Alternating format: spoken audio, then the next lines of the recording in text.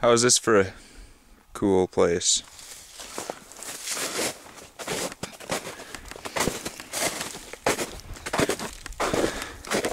So this field in that direction and that direction is my dad's land. And this is my grandpa's old deer camp.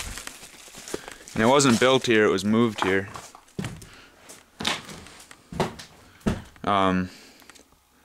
I don't know, I've kind of looked to see whether there was any wiring or anything, and I can't remember if I found some. Yeah, see, that looks like, you know, there was a wire there at one point. So I don't know if it was someone's house or just a shed or a cabin, or maybe it was a hunting camp to begin with, I don't know. But my dad or my grandpa bought it or obtained it somehow and brought it here for a deer camp. And then he got a different deer camp on state land. And so this one sat here and never got kept. There's no upkeep practiced on it. But it kind of is depressing to me because it'd be such a cool cabin to be able to stay in. It had cedar shingles, and they actually are part of the only reason that it's still anything to, like, it actually doesn't get very wet in there. And these shingles have been keeping up even with all the moss on them. And there's holes, you know, it's not perfect, but there's just no way that you can improve upon the walls. They'd have to be completely redone. But last fall, this was kind of my home base for, this is where I processed or I cut most of the trees out here, and then this is where I hewed a lot of the logs I made for my planters last year. So that was 2 falls ago now. And now I have a bunch of logs that are still here. And most of them have been sitting on the, like this one might be okay. Some of them have been sitting on the ground, and I don't know if they're any good for, you know, any type of structural use, but I might come and cut them up for firewood.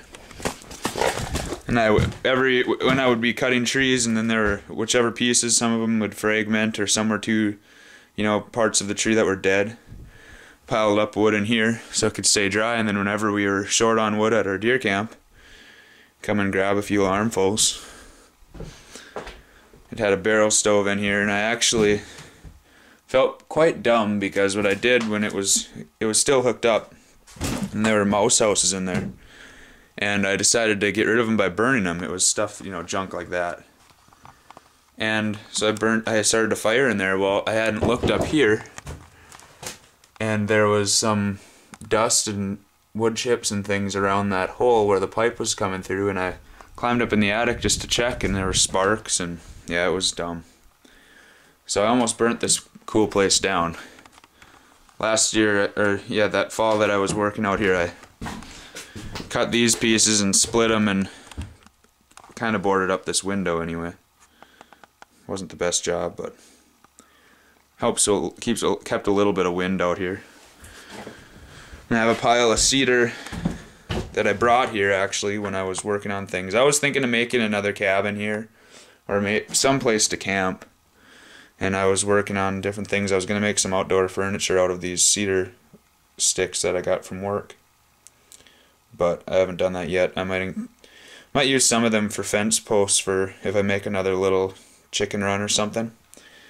So, you know, they're not very big, but they're cedar. They should last for a while.